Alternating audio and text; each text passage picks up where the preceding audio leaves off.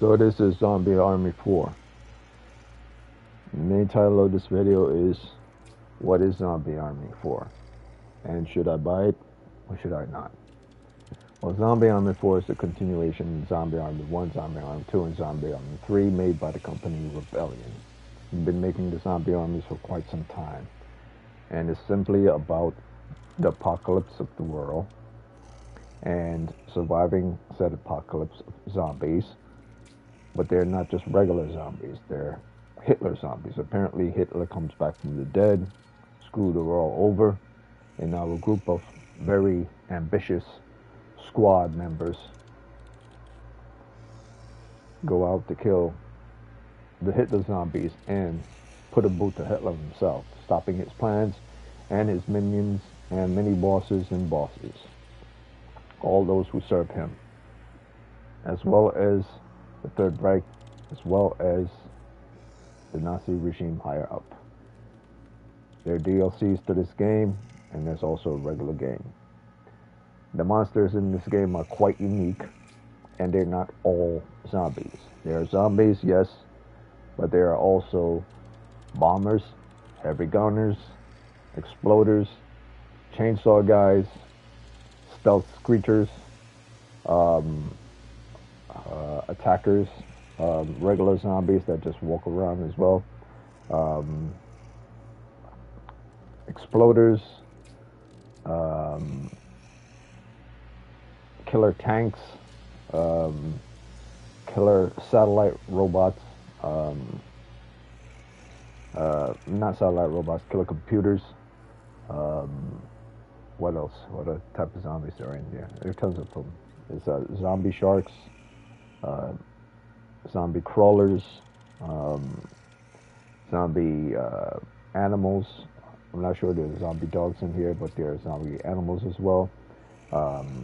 They're invisible Nazis. There's also, what else? Tanky Nazis. There's also giant armored Nazis, or not armored Nazis, armored Nazi soldiers.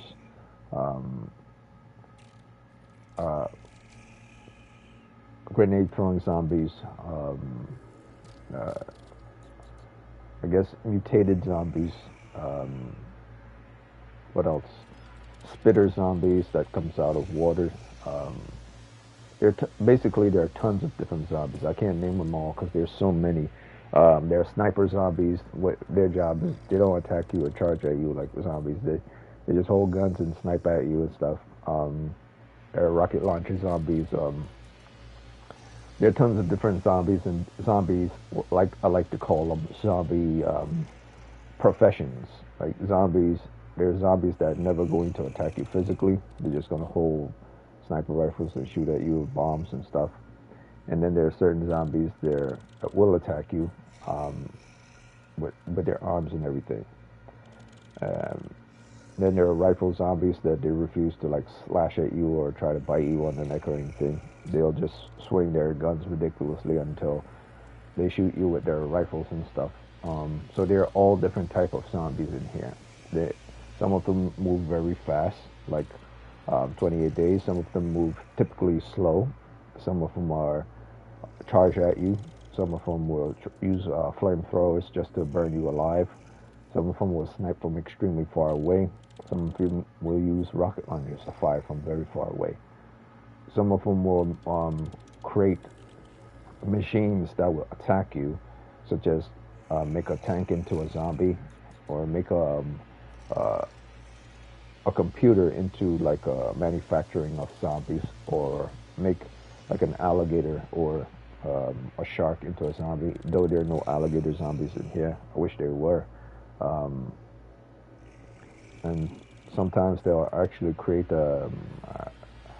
if I'm not mistaken, they will create like mutated versions of both a person and a machine at the same time in order to attack you.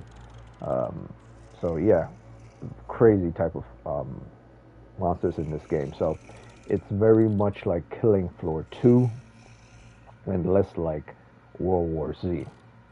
Where in World War Z you have specific type of zombies that have different classes, but here it's more enriched. There are so many more different type of um, zombies than World War Z that you have to fight through. Um, some fast, some slow, some refuse to come from far away. Some will stay specifically in the shadows. Um, some will attack from below you, from the ground. Some will just flamethrower you from far away. Some will just run up to you and explode. Or some of you bite you on the neck and do the regular zombie thing. Um, but that's all I have to say with regards to this. Is this more fun than other zombie games?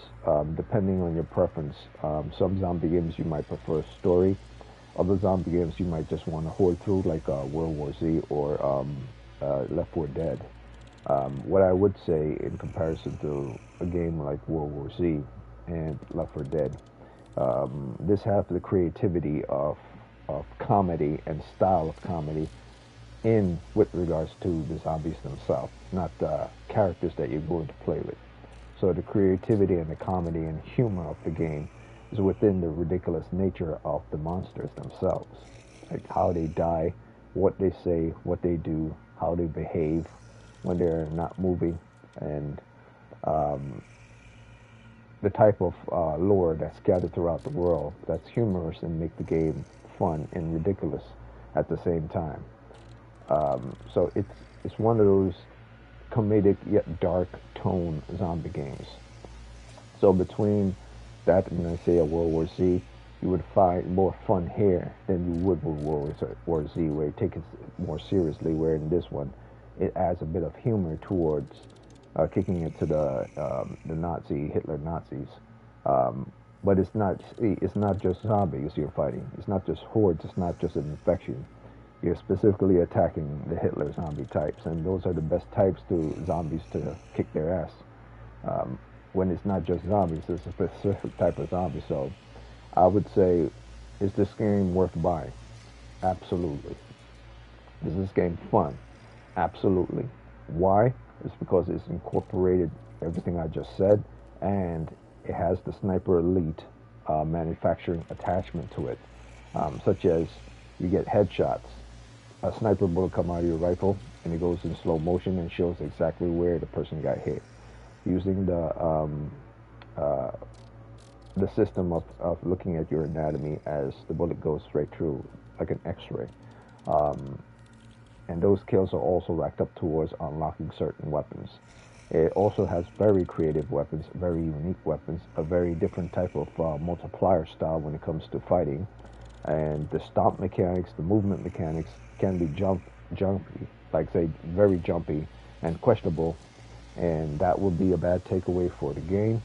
But the type of things that you could use with regards to fighting is different.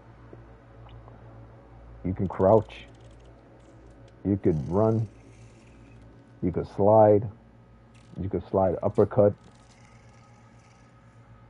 However, you cannot roll.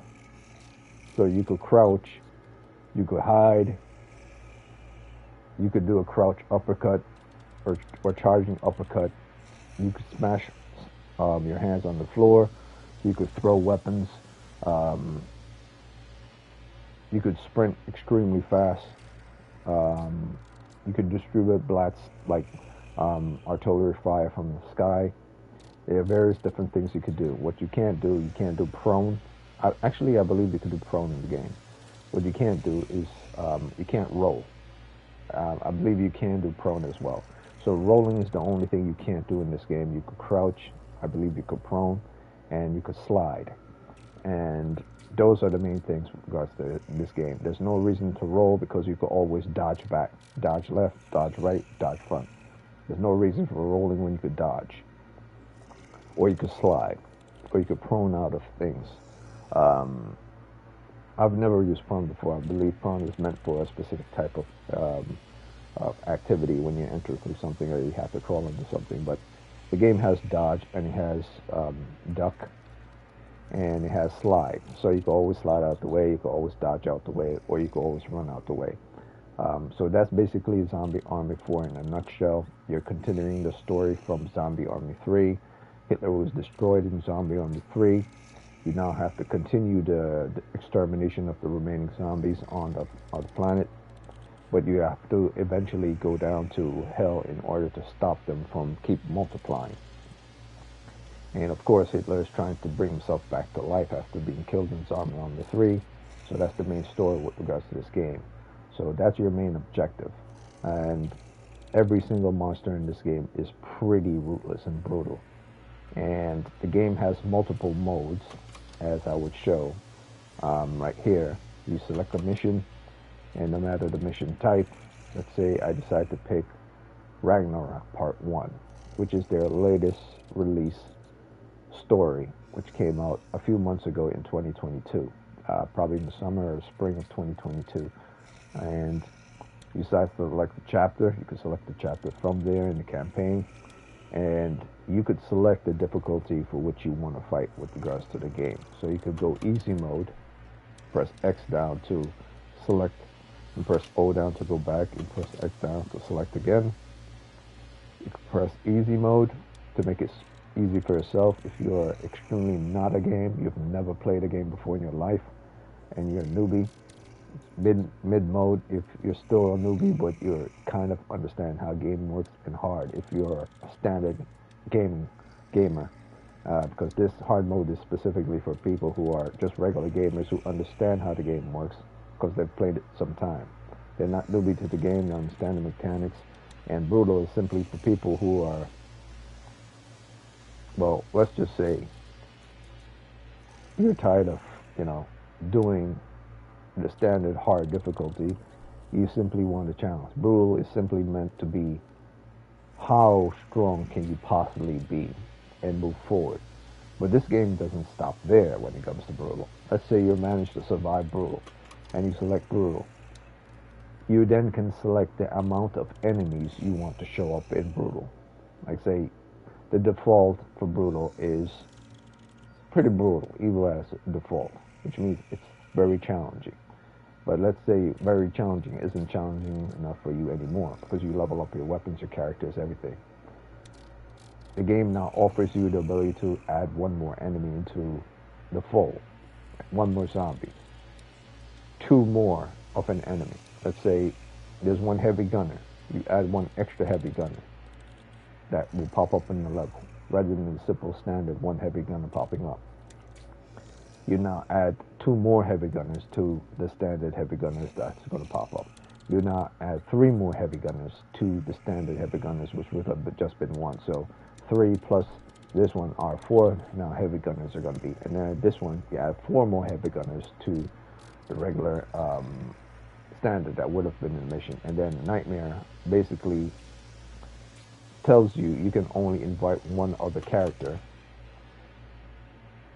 and there's going to be more than 4 heavy gunners. There are going to be 5 heavy gunners plus 1 more. That's 6 more heavy gunners that are going to show up in the mission on brutal mode. So the hardest challenging mode plus 6 more of the heavy gunners all shooting at you. So it's going to be pretty crazy. So that's the beautiful part about this game. The extremely beautiful part about this game. You not only get to select the mode, but you get to select how many people show up in that mission. There's never been a game I've played where you, the character, you, the player, you, the person that download the game and play a game, of any game, that decide this is how much enemies I want to accumulate within my mission. I've never played a game before that allows you to select how much enemies you want to pop up into a game. Yes, there have been simulators when you go into a simulator like Warframe, how much enemy you want to put in your simulator to test the power of your character and the power of the character's weapon, but never in the game itself. You could simulate how many enemies are going to pop up in the official campaign rather than a standard simulation. So this is one of the beautiful parts about this game. It not just have its different difficulties, whether you choose easy or hard or whatever. You could decide how many of what is going to pop up in your game. And how you know this is, let's say you go to co-op mode, cooperative, so you play with other people. You select this, cooperative, and in cooperative, whether it's the DLC, Blood Count, or the regular games, Dead Ahead, Meat Locker and obviously Meat Locker here, you get to decide based on the setup, where it says setup at the top. You can have default, default, default, or nightmare. This person has selected nightmare. And not just nightmare. This person has selected nightmare brutal, which means they're going to have at least 6 of every additional enemies that's supposed to be the standard default in the game pop up in the game. So if there are 1 or 2 chainsaw people that pops up in a mission, you have to defeat the 1 or 2 chainsaw people on the standard brutal mode of default. Now they have to deal with 6 more chainsaw people. So if someone plays this on brutal nightmare, I would say much more power to them. And those people are specifically people who are friends with each other. Most of the time when someone plays brutal nightmare, it's because they're friends with each other. Or if they play brutal with 4 players, or 4 setup, the setup says 4, those people are specifically friends with each other and knows exactly what they're doing. You do not play brutal on any other mode other than default unless you know the people who you're going to play with. If you're going to play randoms, you do not play brutal on any other mode other than default. Hell, you might not even want to play brutal on default either. Brutal is meant for pros, not for newbies. Anyone who says otherwise, good luck in dying like several times with randoms, or assuming you'll be able to make it through. You'll get to a certain point on brutal, but eventually you will fail the mission. It's just that simple. This game is both for the weak at heart, but it's also for the brutal at heart. This game has levels made for, I guess, kids or young teenagers, or like 13, 14 years old, and it's also meant for people who are like, over the hill, like old men in 60s, 70 years old. It's meant to be something that's there to challenge you. And if you're a young person, a teenager that likes to be challenged, you'll do it. If you're an old man who likes to be challenged, you'll also do it. But it goes both ways. If an old timer is so over the hill, like, he's gonna say, well, damn, I'm gonna get a heart attack or a coronary playing this game, then he's no different from a kid who shouldn't be playing brutal on Nightmare at all. So the game is meant for both the timid at heart and the vicious at heart. So that's one of the reasons I also like this game. It has a great balance to it, and you could choose what type of enjoyment you want. So that's all I got to say with regards to what Zombie Army is. Should you or should you not buy it based on this? It will always depend on what is being presented. So now I'm going to present and host Ragnarok. Well, not Ragnarok, one of the DLCs, one of the popular DLCs. Blood Count. This person is doing Blood Count by default on hard mode. So I'm going to join. Actually, I'm not going to join. I'm going to create Blood Count on default by hard mode and create my own default Blood Count. But before that, I'm going to show my character setup.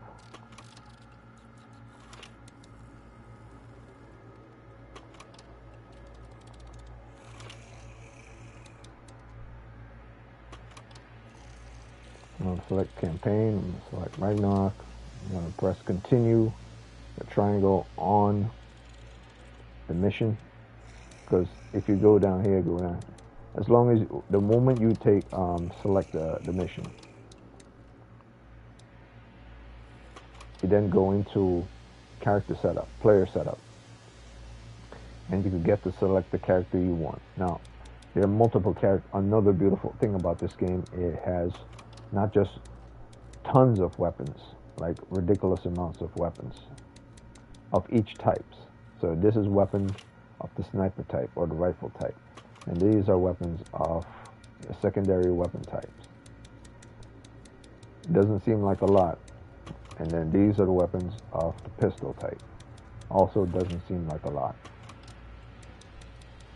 But the amount that accumulate is not based on the amount of weapons you get, but the amount that accumulate is based on the potential of unlocking things per each weapon type. So even though it doesn't seem like it has a lot of weapons, what is a lot is what comes with each weapon type. There are tons of perks per each weapon type.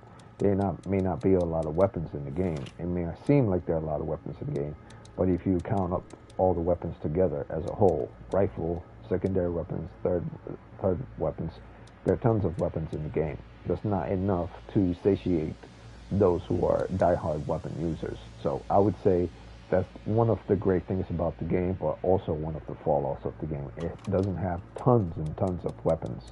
It has a limited amount of weapons, but it does have tons of perks that comes with the weapons. That's the benefit of the weapons that are great. Each weapon, no matter how many you have here, each have tons of perks, tons. So there are tons of things to unlock per each limited weapon type. So even though you might not get a lot of weapons, you do, however, get tons of perks. So the reverse is what's present in this game, where in many AAA games or other games, you would get lots of weapons, but not a lot of perks. Whereas in this game, it gives you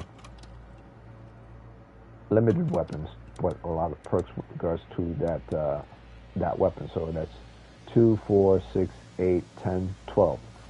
Each weapon comes with 12, 2, 4, 6, 8, 10, 12. Yeah.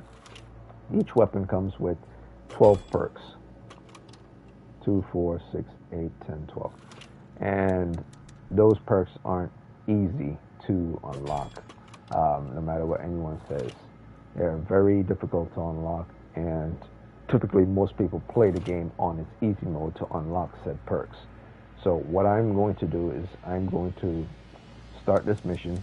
I'm going to play it on hard, and I'm going to choose a character most suited for this situation. It doesn't really matter who you select. It's great regardless. So I'm going to pick this character here. And another thing that's amusing and great about the game, though you might be limited with weapons and character choices, this game is not shy on the amount of cosmetics. So weapons, even though the reverse here, a lot goes into the perks rather than into the amount of weapons, which is great. Most people don't need a lot of weapons, but they need a lot of perks. I like games that actually does that, to be honest with you. Giving a shit ton of weapons isn't that great unless you have a shit ton of perks that comes with said weapons. That's why I also like Warframe and stuff, because Warframe not only give you a shit ton of weapons, but you have a lot of mods in order to modify on the weapons. And I like this also with regards to this game. It has the same setup. But this game has limited characters, but the benefit of having limited characters is that they have now invested a lot of their time into making said limited characters look fantastic in whatever they're wearing, whatever they want to wear, depending on the season, depending on the behavior, depending on the celebration, depending on the time of year, or depending on the circumstance. So it all depends on what you want. If you want to look like a no-hat guy running around like Kratos or something, or if you want to look like Santa Claus with the reindeer, the Christmas hat and the beard, or if you want to look like an old witch, or if you want to just wear a bucket on your head with a scary mask, anything, or if you want to even look like Jason, boom, there you have it, shirtless Jason.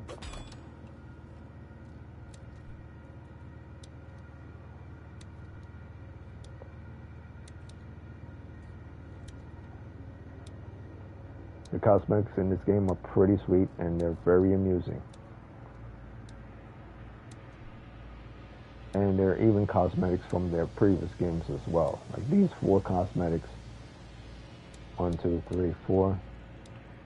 Yeah, these 4 cosmetics here are all from the game Strange Brigade, another game created by Rebellion. Rebellion is known a lot for the Zombie Army, but before they made the Zombie Army, or should I say before they made Zombie Army 4, they made Strange Brigade, which is another good another good game, and it's more meant for children than this game. This game is more meant for like teenagers and adults, whereas Strange Brigade seems to be meant more for children and for teenagers, not so much for adults. So there are tons of cosmetics, tons of hats, tons of things to wear.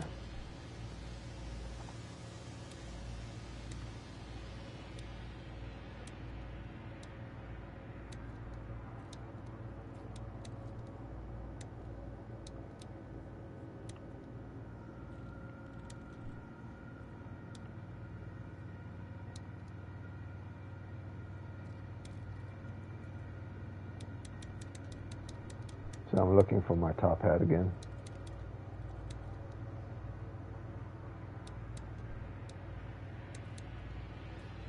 There you go. My Scrooge top hat. And I'm now going to look at his perks, which is another thing that you get with regards to the game.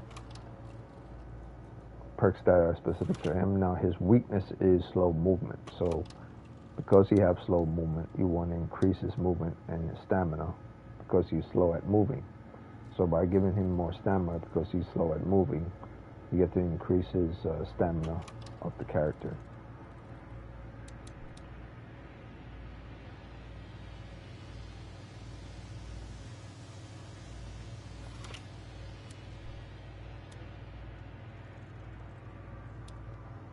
I think this is good, except for explosions.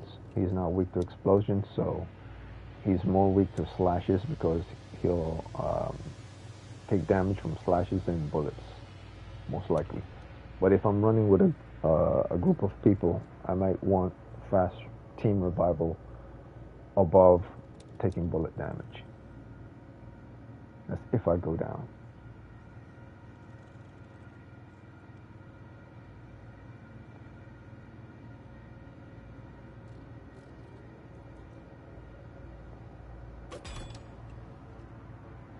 So there are tons of perks.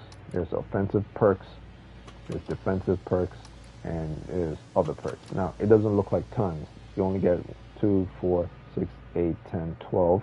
The same as the amount of perks you get on your weapons, the same as the amount of perks you get for offensive, defensive, and for other. So it doesn't seem like a lot, but it's very beneficial based on how you can mix them up. It's not based on the amount, it's based on the combinations. So I can combine this with this, then I can combine this with this, and then I can combine this and this together, and they'll all be part of my perks set up in the mission. But you're only given a limited amount. You can only select up to 1, 2, 3, 4, 5 perks before you go into a mission.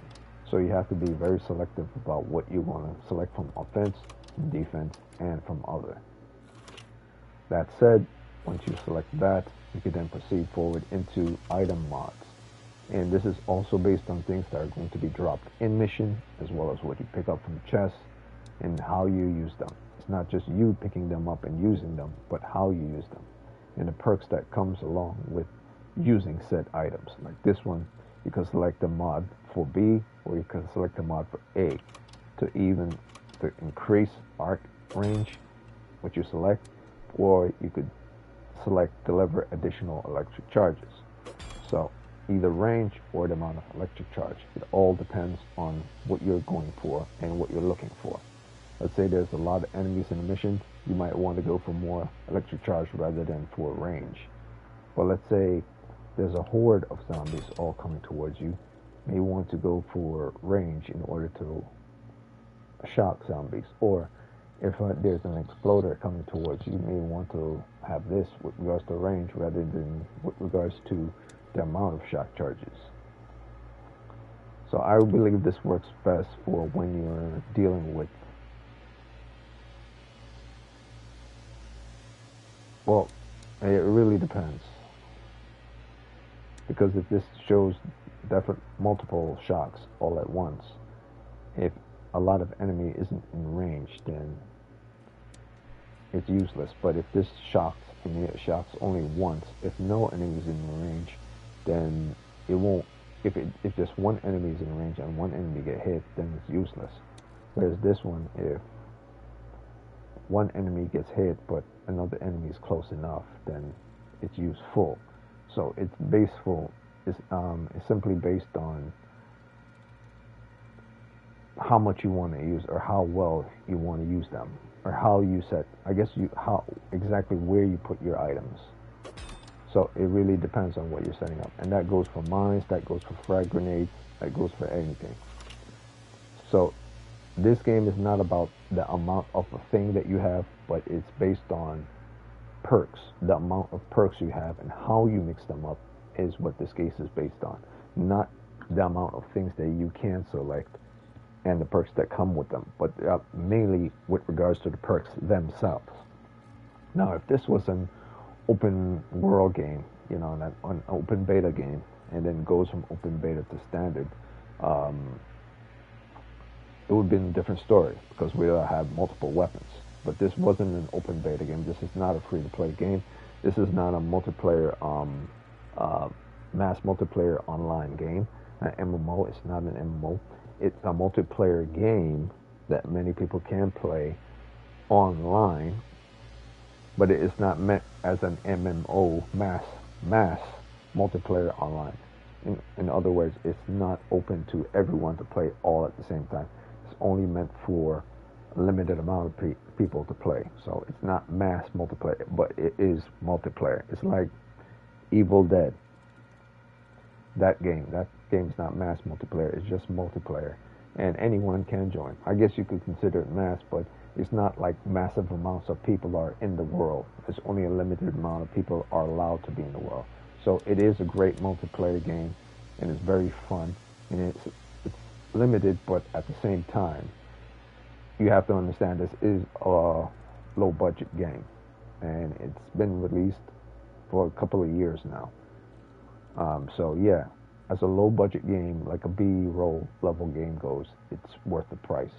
And it's very fun. It's very enjoyable. I find it to be more enjoyable than World War Z and more appealing than World War Z because this has more humor to it and amusement to how the characters behave and has a more dark, gritty, and humor to its apocalyptic world and fun to its apocalyptic world rather than World War Z, which is more serious. So it really depends on what you want. So I'm going to select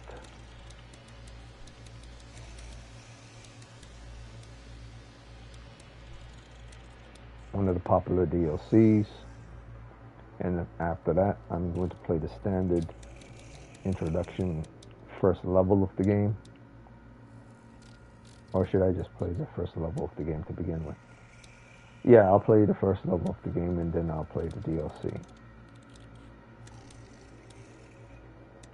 Yeah, that's what I'll do. It makes more sense that way. To understand how the game was first introduced, you have to play the first level of the game itself. To understand how the mechanics work while you're in mission, you have to play the level first. So I'm going to play the first level of the first mission, and I'm going to start it. I'm going to keep quiet the whole time through. I already stated that this is a game that's worth playing if you are a zombie fan. If you don't find this game to be appealing, and you find games like Hunt Showdown and stuff like that to be more appealing, then you're a person who is more interested in PvP.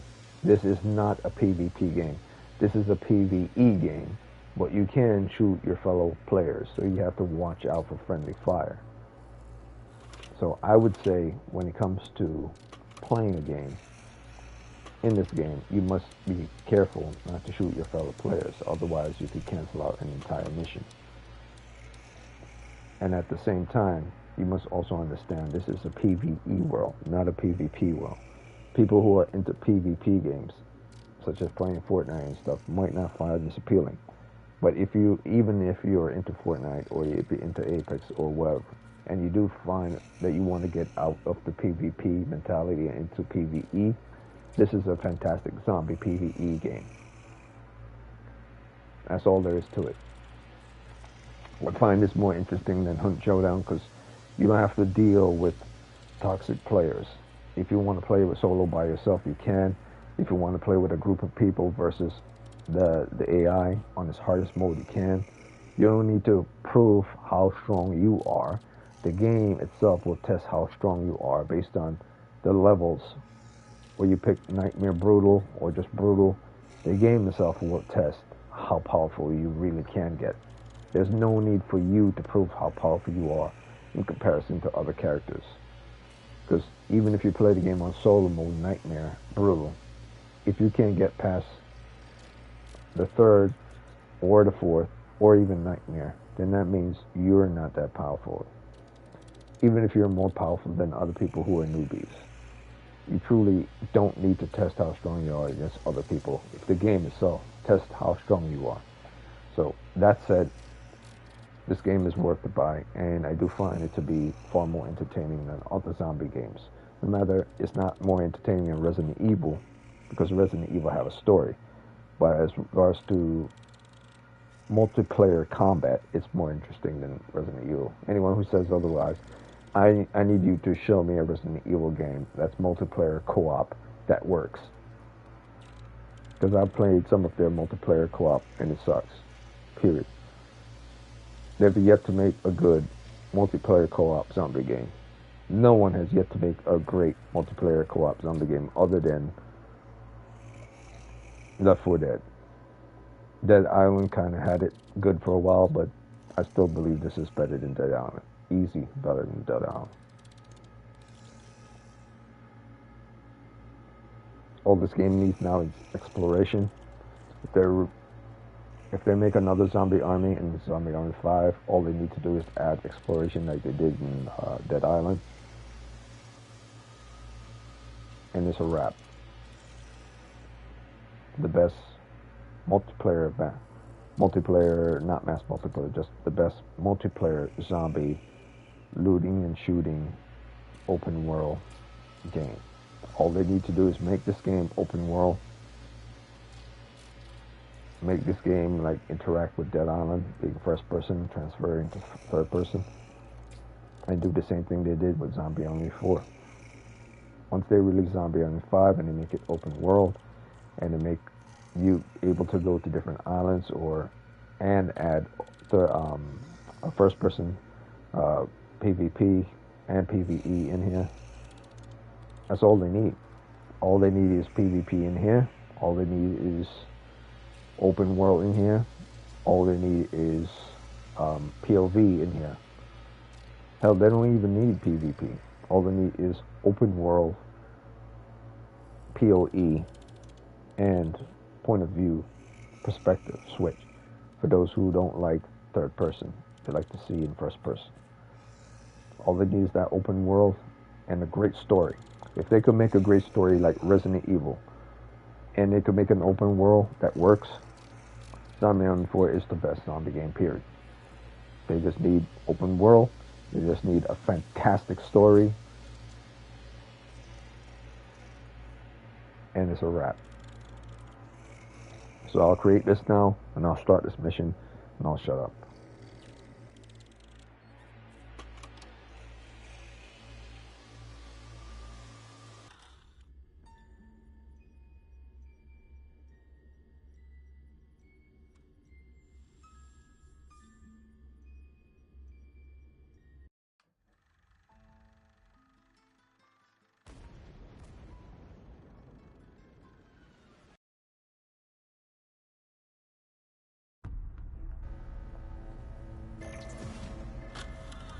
No response on radio.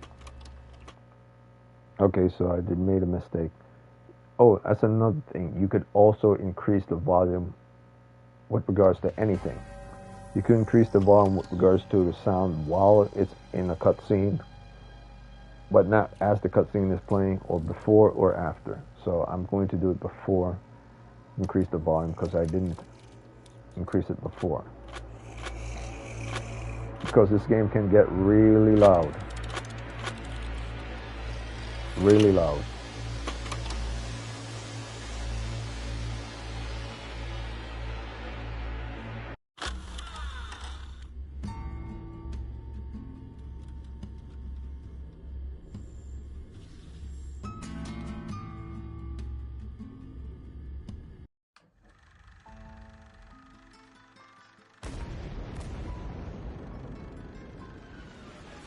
The Nazi war machine was on its last legs, hammered on all sides by Allied forces.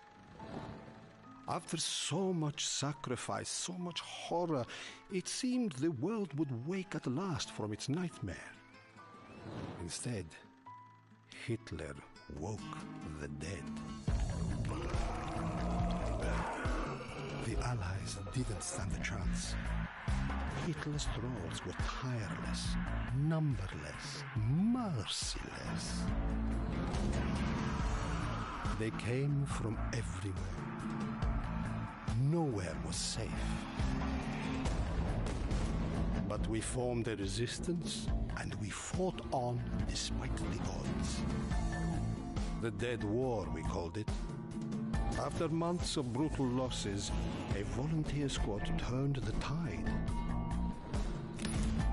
They cast Hitler into another world, cutting the head from the snake. And yet still the war rages. Even with no leader and no purpose, the dead roam the earth in swarms 1,000,000 strong. And us? Well, we're taking the world back, one bullet at a time.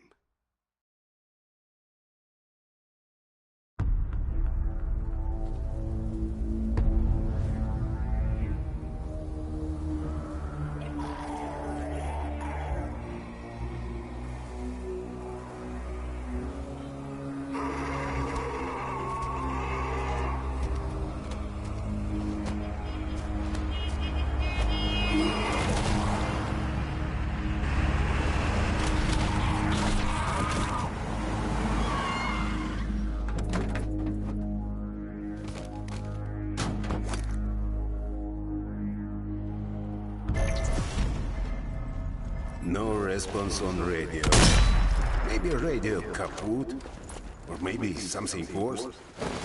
Time to go back, I'm thinking.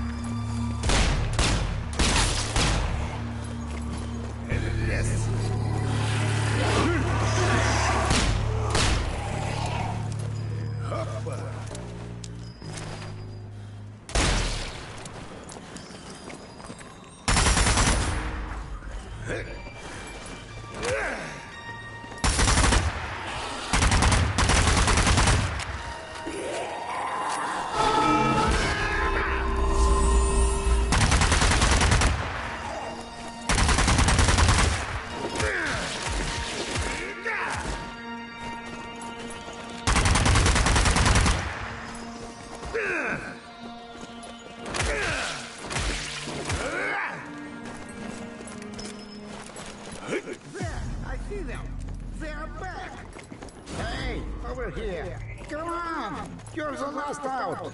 We have been waiting for you. All right, open up.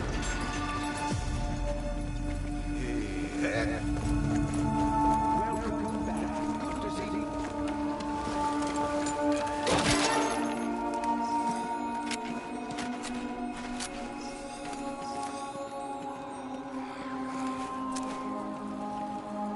Bruno wants all the kill squads pulled out before we pack up.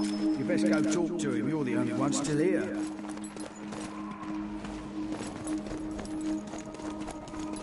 Ah, grazie. You're allowed.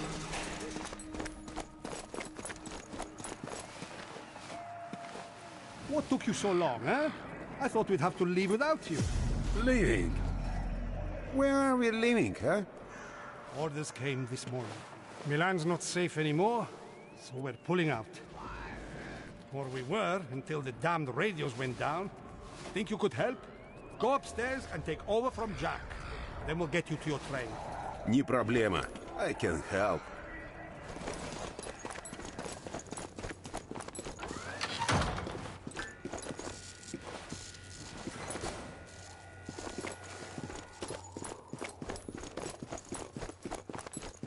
Ah, you, hello there. You see the radio mast? Damn Usks are all over it, and they just won't stay still. Maybe you could clear them out, eh? You need help killing dead things? Leave it to me. Très bien, look out, Usks. Captain had shot his ear.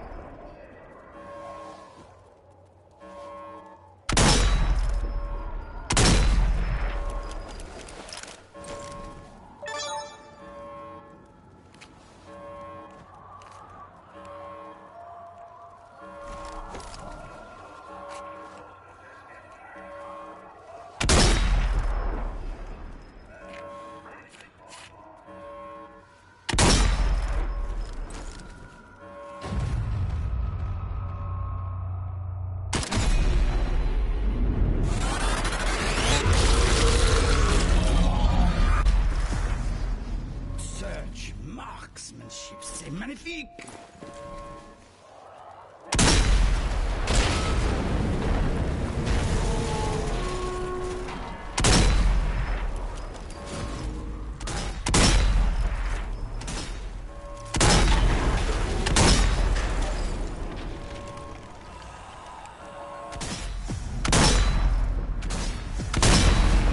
Eyes of an orc!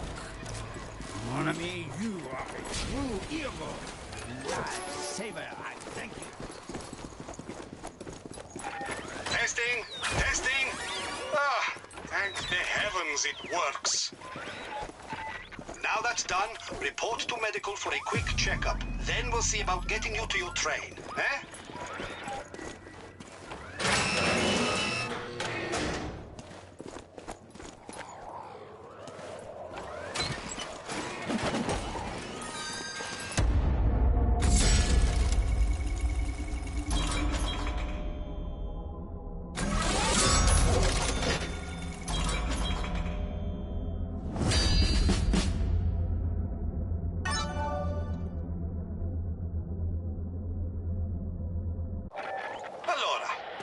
Comms are back up and running. It's time we got you out of here. Head to platform 5. There's a train waiting for you there. Platform 5, huh? I thank you, Bruno.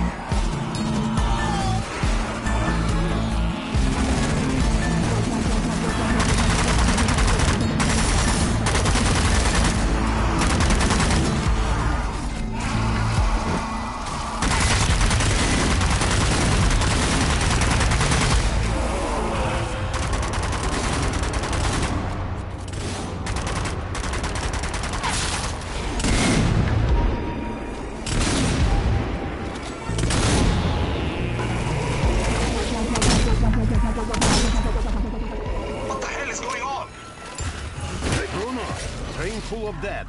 Not half dead. Smart dead. Like before. Bastardo! No time to waste. Push forward through the station and get to that train. Many dead. Bruno, it takes a long way around.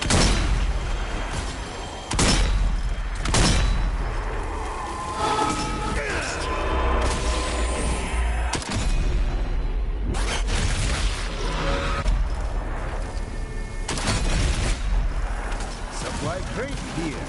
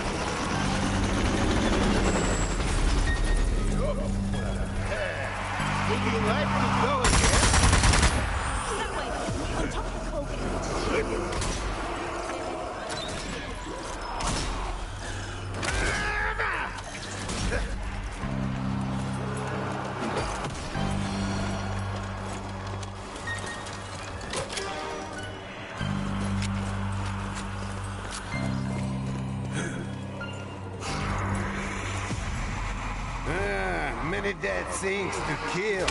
Filthy beast, come face me. Gun them down. Push forward.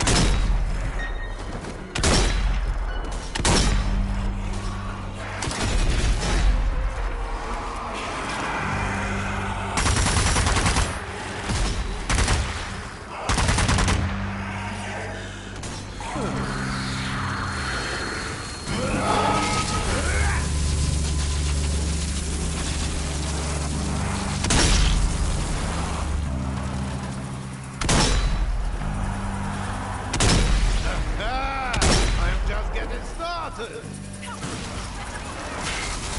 will pay for that!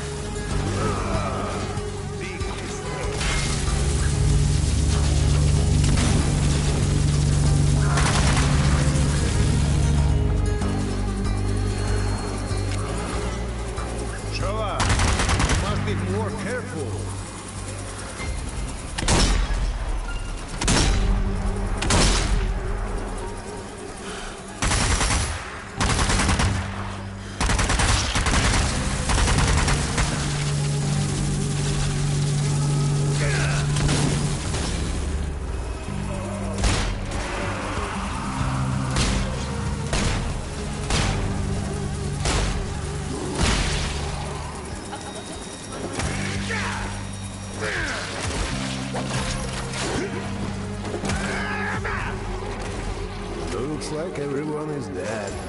You'll find no survivors here. Damn it! Just keep going and get to that train. You can still make it.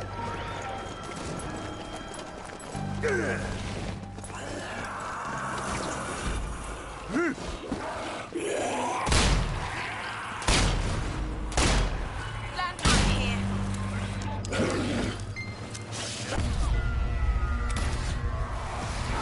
That thing! Bomb carrier! Suiciders! No! More coming! Let's not let bomb carriers get close!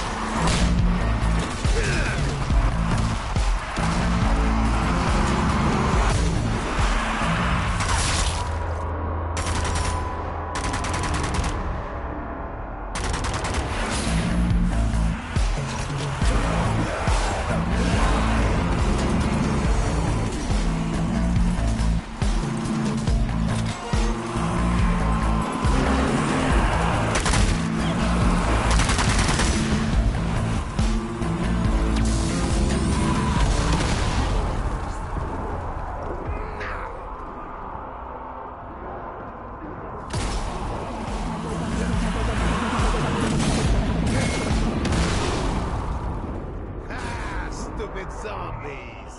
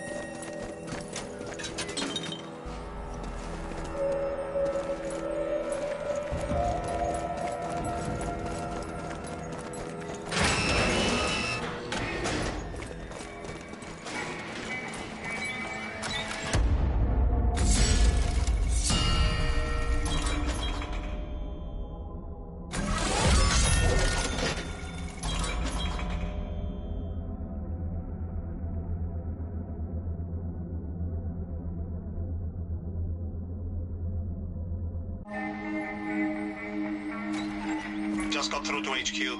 Almost all fortified positions are reporting surprise attacks. This is not an isolated incident. It's a coordinated assault. How did this happen? Where did they come from? I don't know. All surviving units are being ordered to fall back and regroup. Once we're safe, then we can start asking questions. Get to that train, Alpha Squad. HQ needs you ready for action.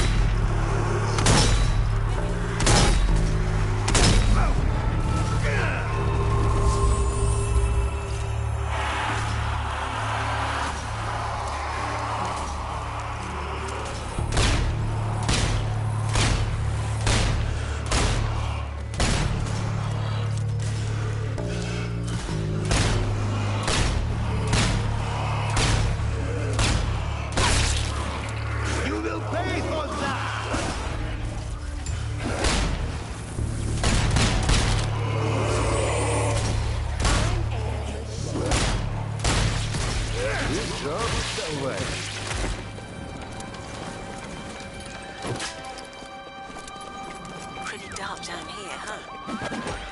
And flooded too. I wonder.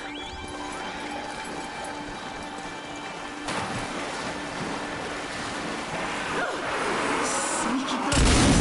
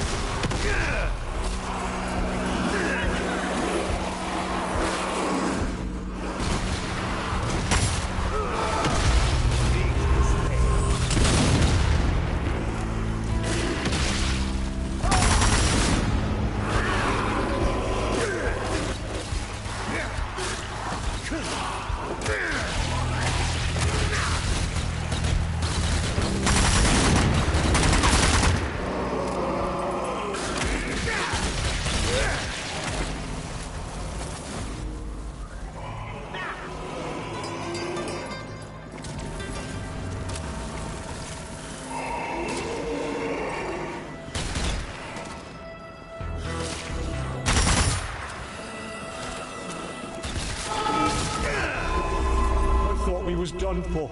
I know it's not much, but please, take this. It should help you out. Thank you. Will be useful. Lost. There goes the arrow.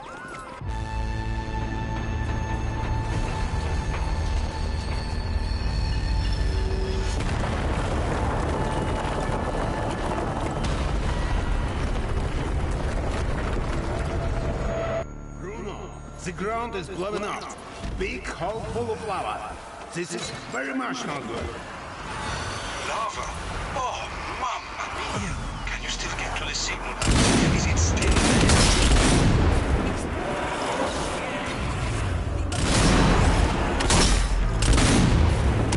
Well, then you'll have better chances. Go, hurry.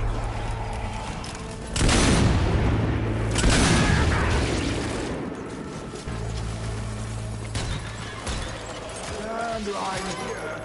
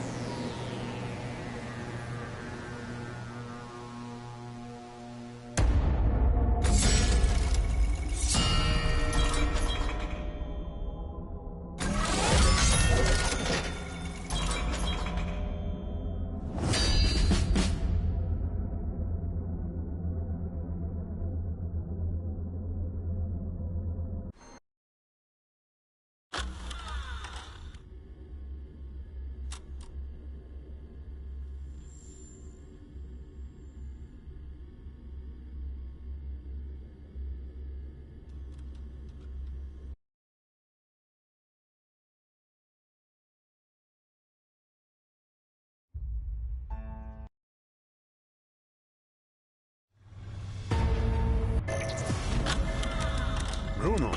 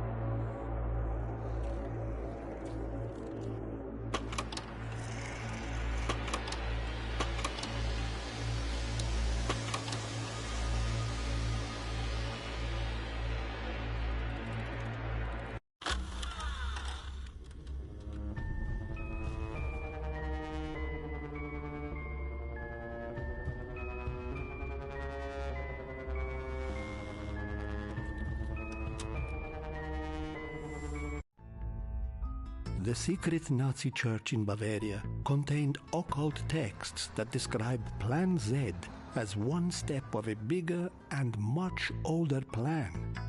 Our analysts have traced these texts back to an ancient castle in Transylvania, and its steward, a man named Baron Umbra. If we're going to learn what the Nazi cult has planned, we will learn it there. Head for the castle and get to the bottom of this.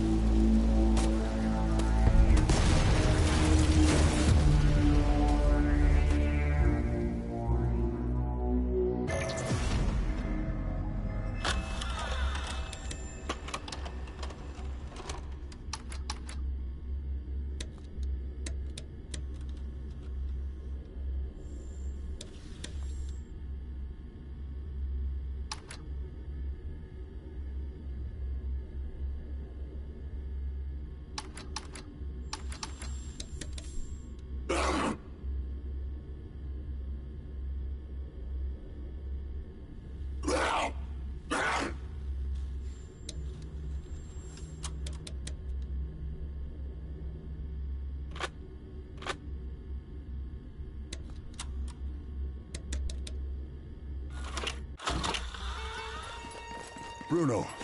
Castle's in sight. We made it. But we lost the truck. Some weird-looking creepers damn near ran us off the road. Well, then you'll have to proceed on foot. Find your way up to the castle and keep me updated.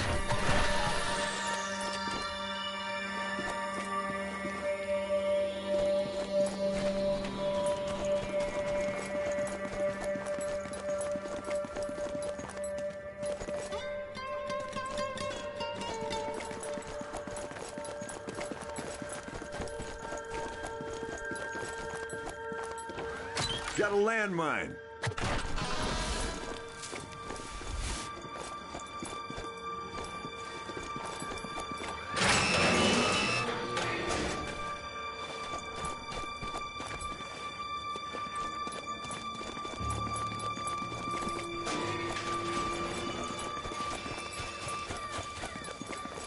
Some kind of abandoned convoy here.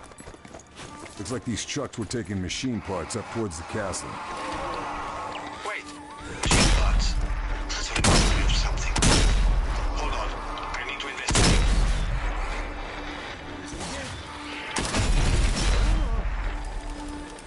Damn it, I hate it when he does that.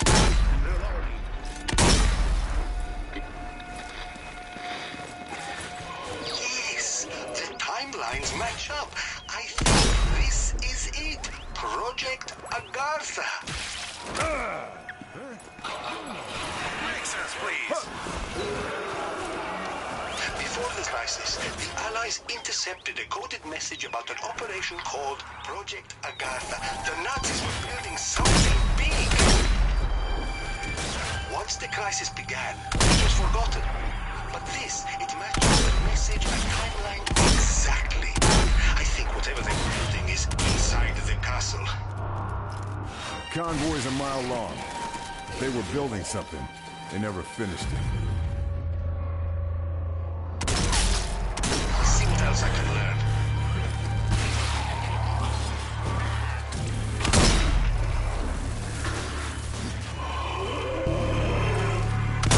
Stay down.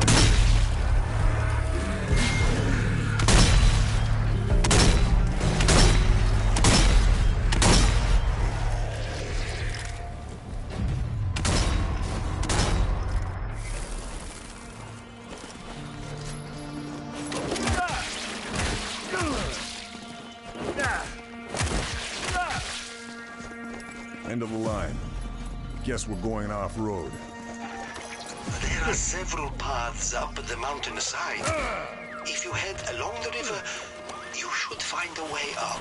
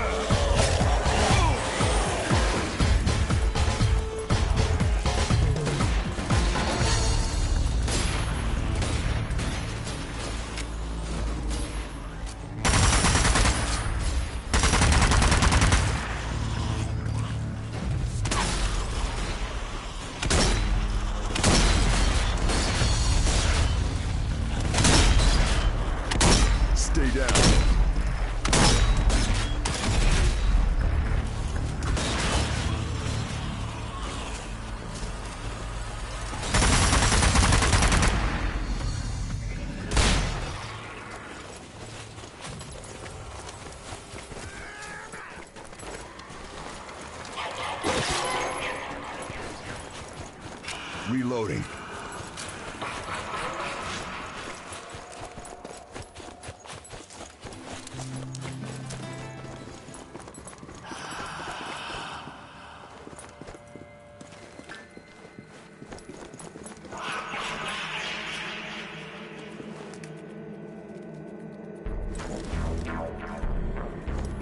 Looks like the convoy splits here.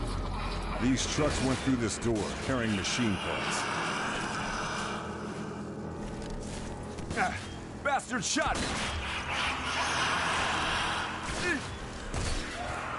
Rifles ahead!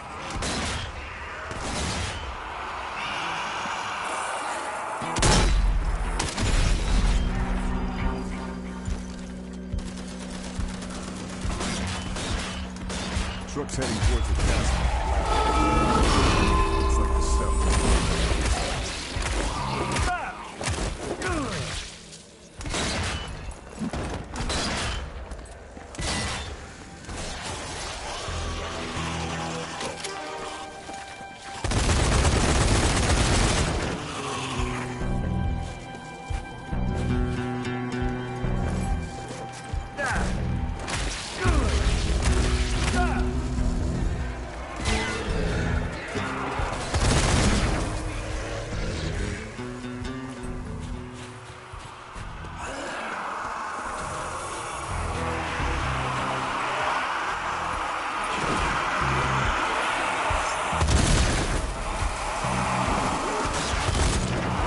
Butcher spotted.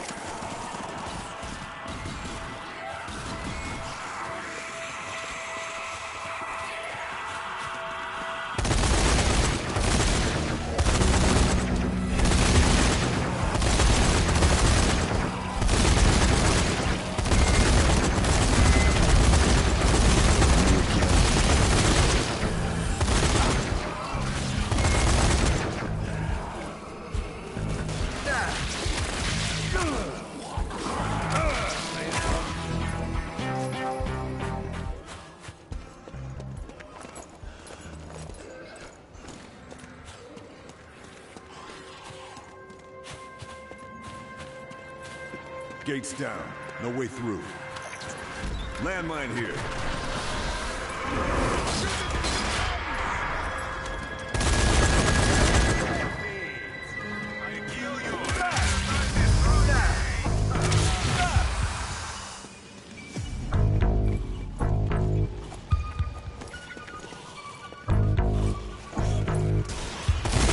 Creeper down.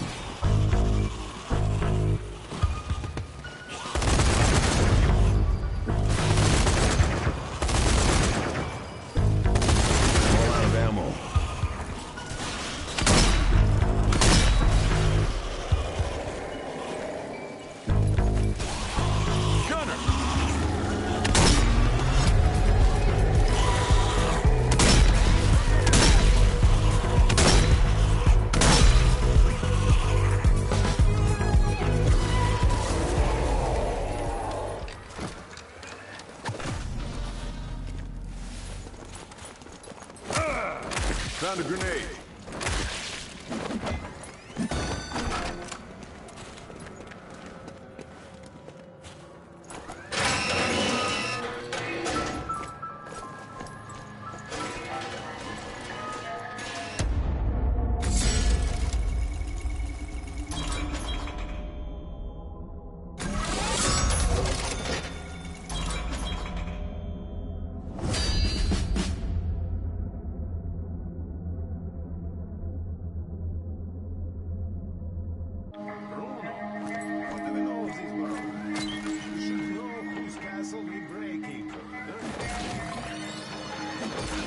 records suggest there have been barons occupying the castle for hundreds of years.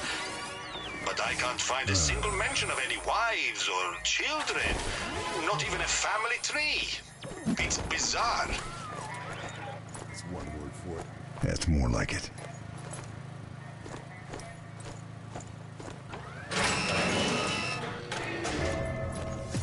Castle is big. It's a good town here.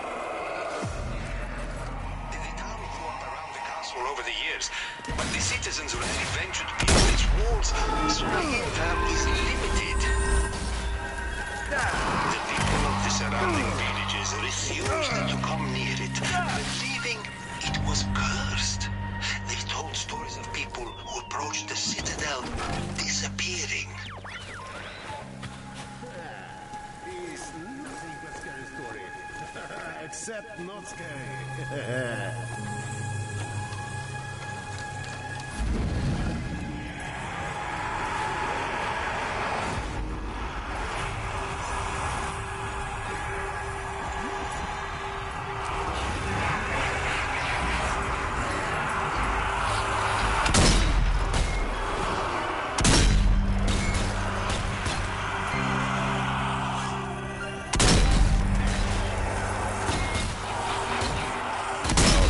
Sniper.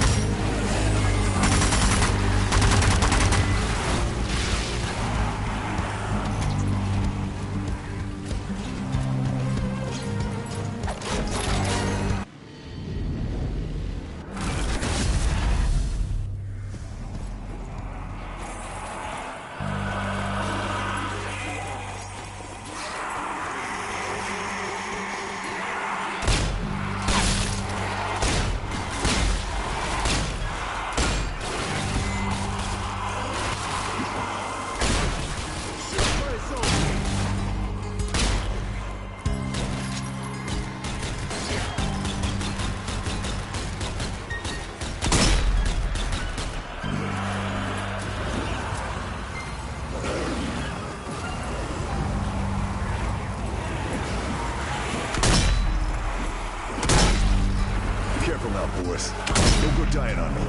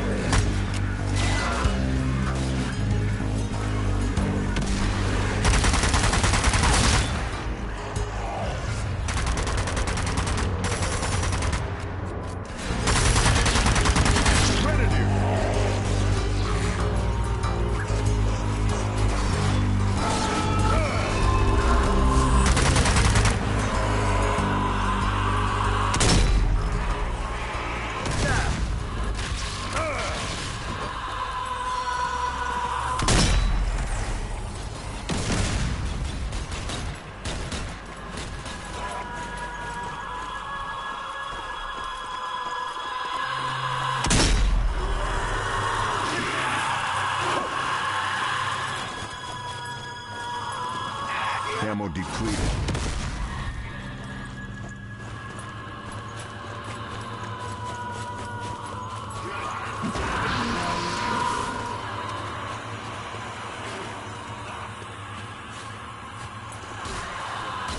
Suicider down!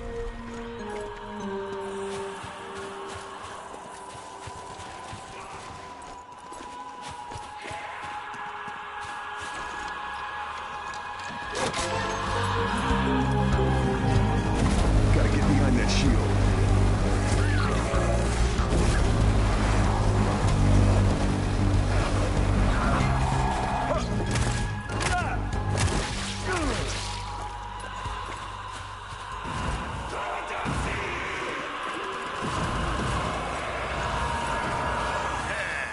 Would you like to go again?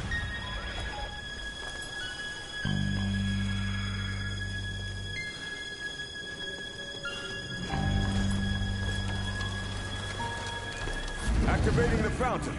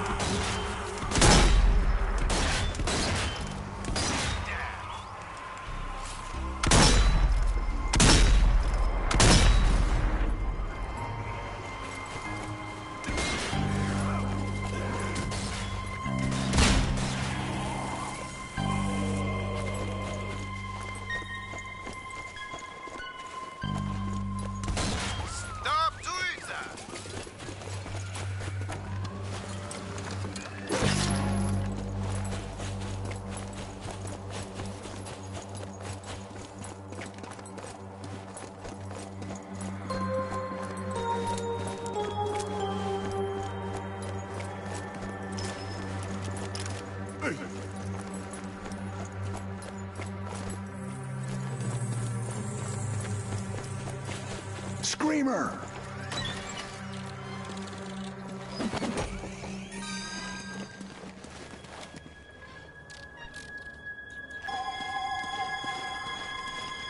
That supply crate might be useful.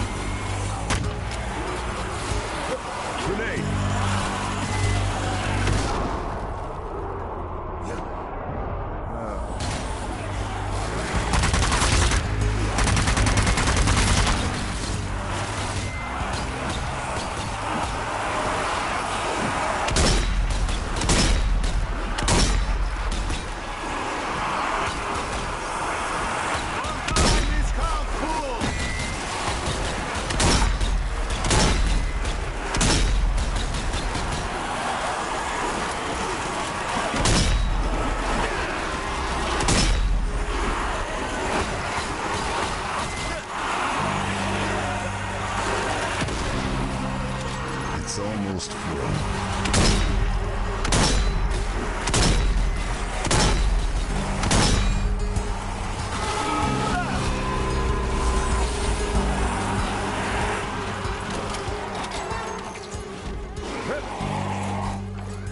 Grenade here.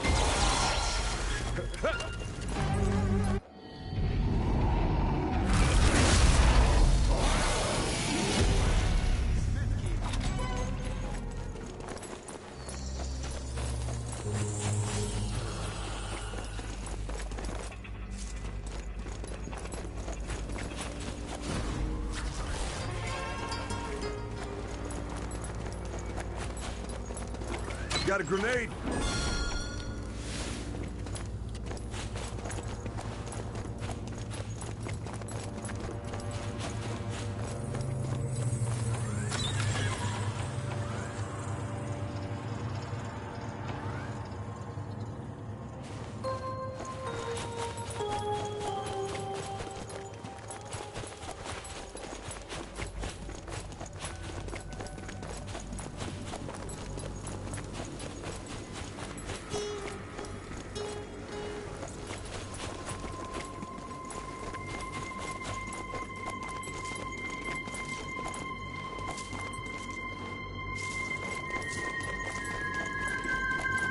Butcher!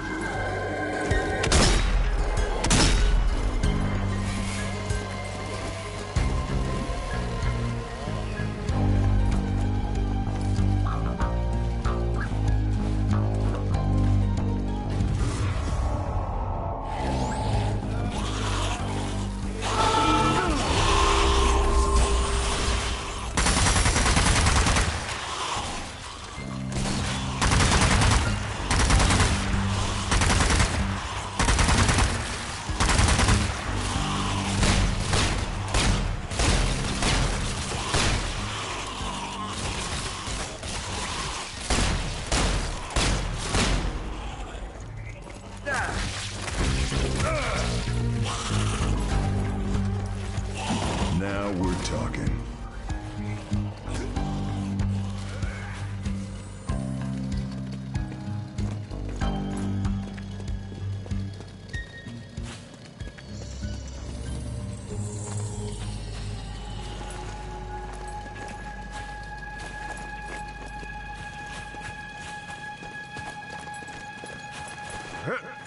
Looks like the front entrance has been blockaded. A citadel with this many secrets must have another way in.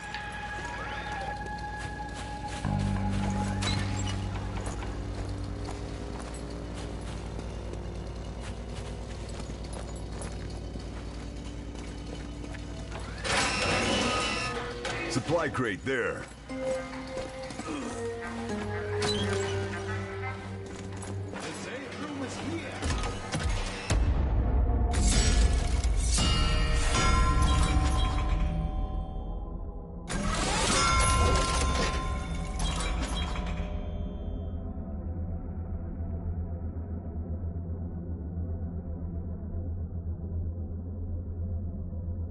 Bruno, there are corpses in there.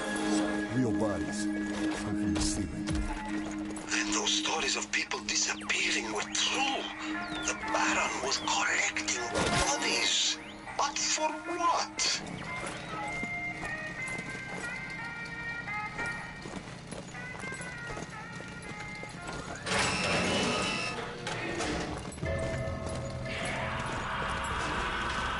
Convoy ends here in the courtyard.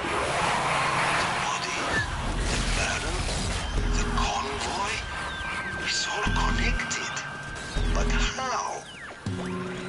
Something tells me we're about to find out.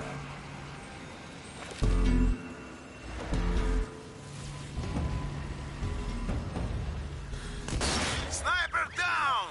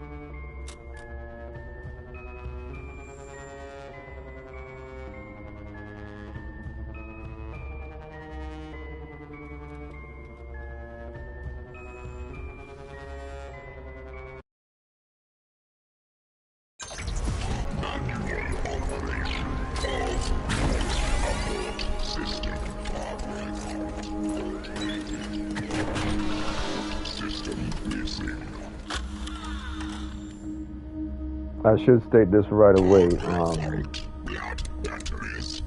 There is one mission in the game that's bugged, and it's that mission.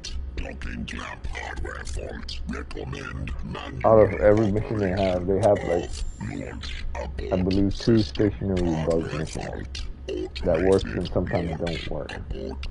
But most of the time, it's just this one mission. That was mission 3 of Blood Count. All the others sometimes cannot work, or they have 2 missions in the entire game that sometimes get bugged. Sometimes it's bugged due to loading, sometimes it's bugged due to other factors. But that's it. That's one of the main takeaways from the game. When it was first launched as where it is right now, after many patches. It still cannot exceed like the 7 category. I would say this game is like a full 7.3. I believe I gave it, like, when I originally played, 7.1 or something, but now I replayed the DLC and other parts of the game. I would say it's a 7.3. Wait, this is not a game in mid 7s or high 7s. This is a game in the 7s, low 7s. It's better than most low budget games and superior to those that didn't put a lot of effort into them. But this does have its problems too. It's worth a buy and it's fun, but there are certain bugs that usually show up in most games that are multiplayer.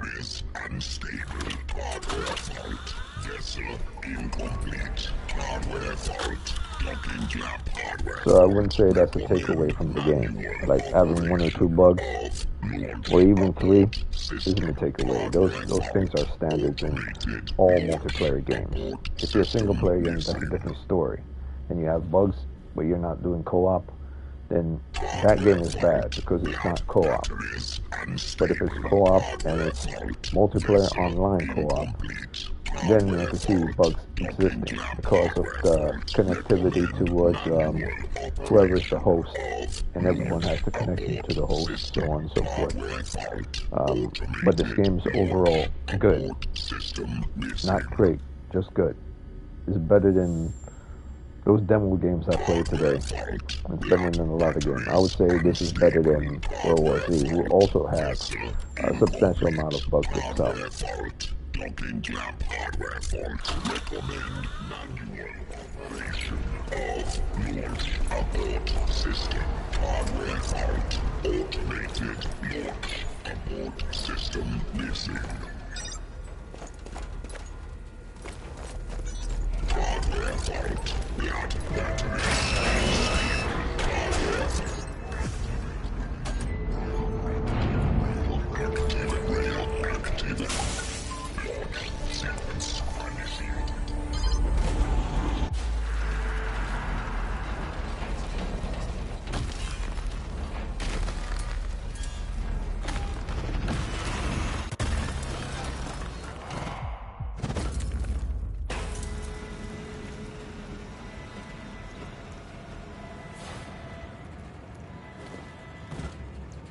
Goes nothing, I guess. Bruno, how do I drive this thing? I'm out of my depth here, but I know somebody who can help. Hold on.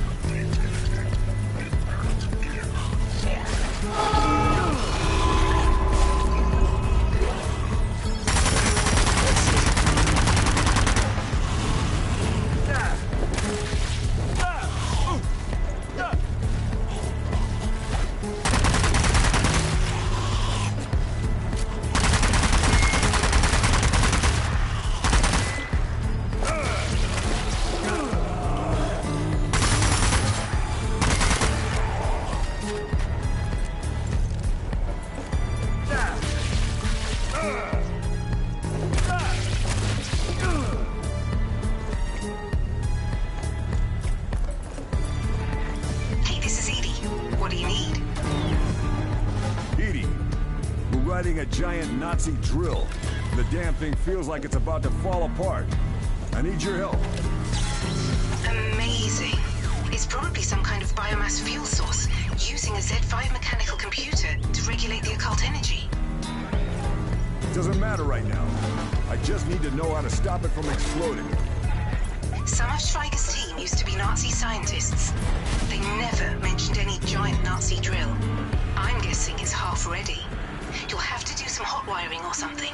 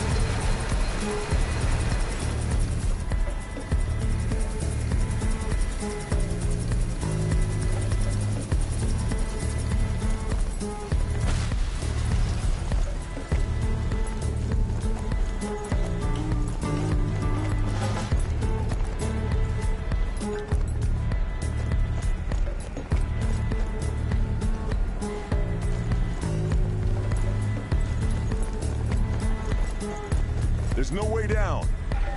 You can make one. There are bound to be construction tools they were using to finish it. Welding equipment or something?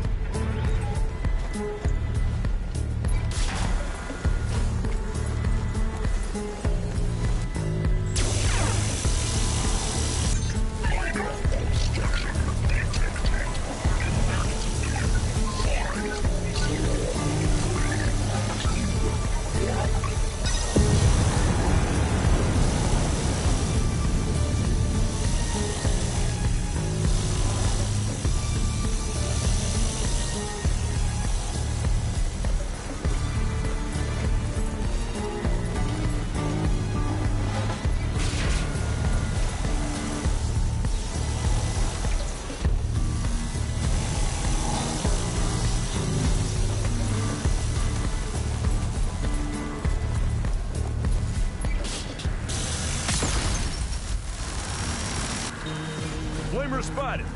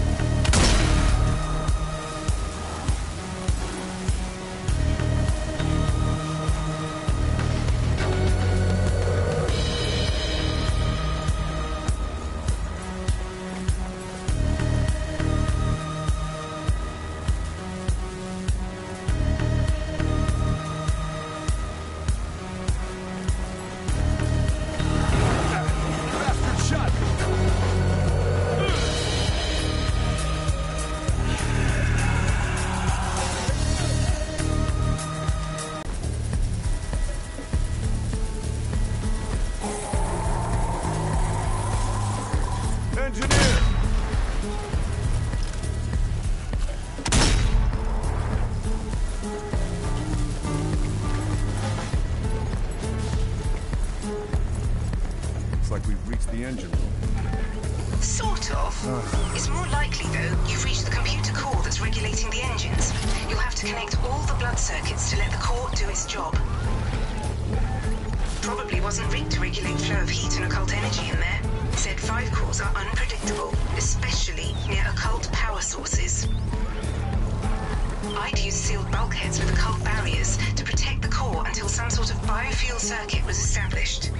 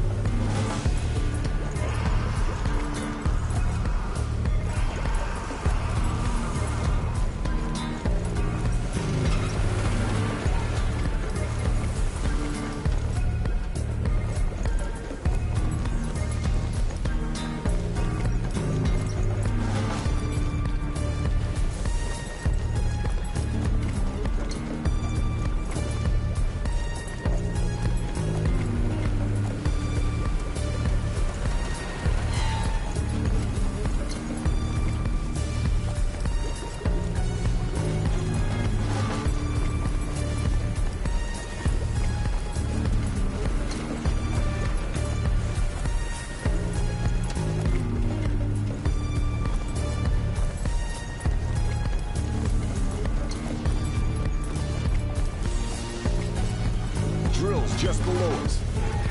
Mind how you go? Probably want to avoid falling in, eh?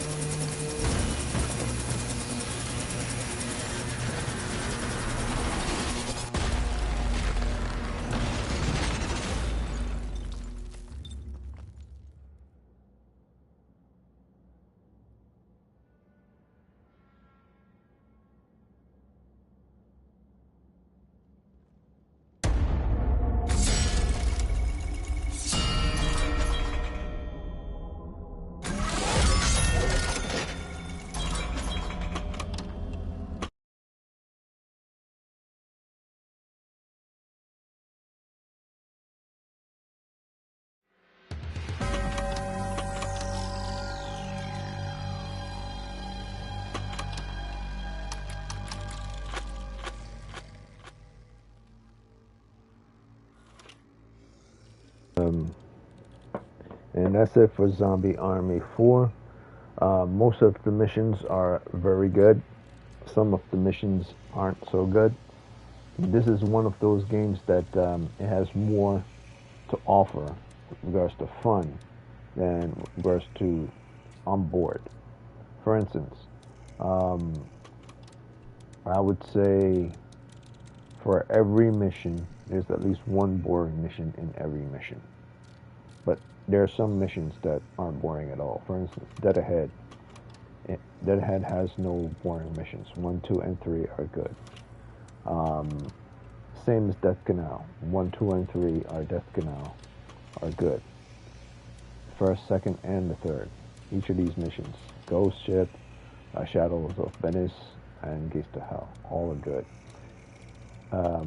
Hurt Locker, however, has probably 1 or 2. Into Darkness is good. Supernatural Super Weapon and Schweiger's Revenge. Those 2 are also good. Actually, no. Hunt for Dr. Schweiger is bad. Into Darkness is good. Supernatural Super Weapon is bad. And Schweiger's Revenge. So each of these missions, if they don't have like equally good, they also have equally bad. But most of them have more good than bad. That's why I would say this game is considered good, but not in the sense of very good, because very good would be game in the 8. And this is just scratching the surface of what good is. But a little, like, above average, I would say above average. But not in the 6s, above average in the 7s. Like, a game that's above average will be in the 6. But a game that's slightly above average than a 6 will also fall in the 7 category. To me, a game that's good is in the 8. And the games that are slightly above average are in the 6 and 7. And this is a game that's slightly above average, but it's in the low 7s, not the high 7s, where like other games that are slightly above average are in the high 6s or low 6s. This falls into slightly above average category, whereas in the low 7s rather than the high 7s.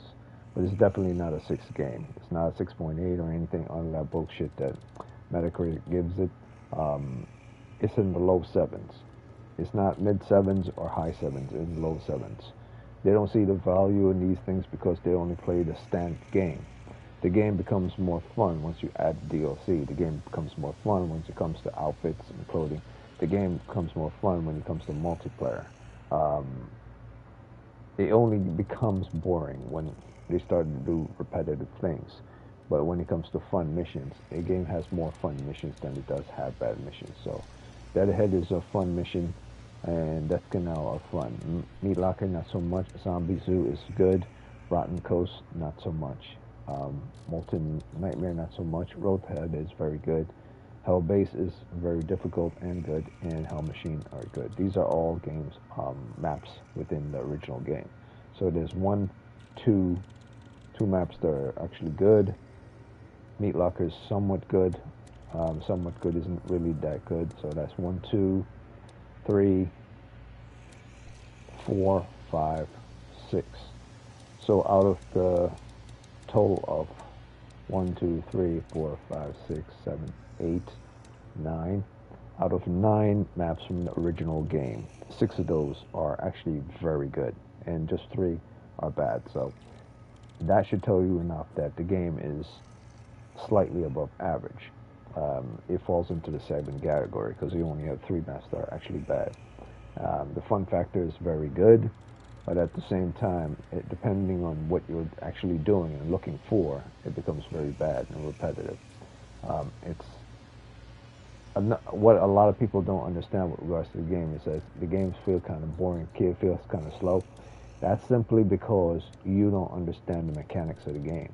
You set the difficulty of the game, this game, to however enemies you want spawn your mission. So if it feels like there are a slow amount of enemy and the game feels kind of boring and there's not enough enemies, it's simply because you have your game on default mode. A lot of people don't understand that, especially when they watch videos and streams like, yes, your game is good because you have a lot of content and stuff in it, but There are very few games that offer you the ability to up the ramp of how many enemies can spawn in your game. I just kept it at default just to show the amount of enemies that can spawn in the game on default mode. If I up this to like 3 plus the amount of enemies spawn, that's not just 3 plus the like butchers or heavy gunners or sniper. That's 3 plus everything. Like for every one enemy that's in the game, it'll multiply 3 times. So if you have like 50 enemies in a room, that will be multiplied by 3. So that's a lot. You have to understand, per every zombie that you shoot and kill, it multiplies that by 3 more. So it's not just one zombie you kill, you have to kill 2 more. And in this case, if you kill 1 zombie, you have to kill 3 more added to that. So you have to kill actually 4 zombies. So if there were just 1 zombie in a room, you shoot 1 zombie, boom, you're good. But if you up it to 1, you have to kill 2 zombies in a room. And if you up it to 4, then you have to kill 5 zombies in a room. So that will become a problem if there's like over 100 enemies that you have to kill in a room, or 50 or 60 or 70 you have to kill in one area. And that's multiplied by 4 times the amount of enemies that are in the room. So this game isn't boring at all. A lot of people are stupid. That's all there is to it. If they get off their ass and simply, oh, I want 4 times the amount of enemy on hard mode, that's 4 times the amount of enemy that's in a room. So if you have a total of 50 and 4 times that's 50, you do the math, over 200 or 201 or something around, about a total of 200 enemies that are going to be in the room before you finish. So you will be depleted of ammo before then, or you'll die before then. That's why you would see a lot of people play on 3 times enemy or 4 times enemy. Very rarely people play on default or 1 time or 2 times enemy, unless they just want to chill. If they want to challenge, they always put it to 4 times enemy or 3 times enemy or nightmare. To push that point forward, like see, most people will have it on default if they just want to chill. But if they want to actually have it on medium, like say medium difficulty, standard, but they want a lot of enemies to show up in the mission, so they can kill a lot of enemies, that's all that means. Like, the standard gamer wants to play the game on standard mode. But they don't just want to kill a lot of zombies, they want to kill a shit ton of zombies. So if a level has over 200 enemies or over 100 enemies, they want to multiply the amount of enemies that they gotta kill before they get to the exit. That's all it is. It's simply an amount of fun of destroying zombies you want. And if you're on hard mode, you just want the default. You don't want a lot of enemies, you just want heavy damage. That's all you want. Same as in hard mode. If someone believes the default mode of hard mode is okay, it's their Steam, it's their cup of tea, but they don't want just the average default that I have, because they will all succeed on the average default on this hard mode. You just up the amount of enemies to multiply by 2. So if you have a butcher that was going to show up with a chainsaw, with a spinning chainsaw or whirly saw, depending on what you want to call it, you now have 3 butchers that are going to be in the room. So in that situation, when that guy was fighting that butcher, you killed that butcher, we would then be faced with 2 additional butchers aside from other enemies. And those creepers that were all on my ass in that last mission, it would have multiplied each of those creepers by 3 or 4 more, depending on how much you want to put in the mission. So this is a very, very difficult game if you want to make it difficult.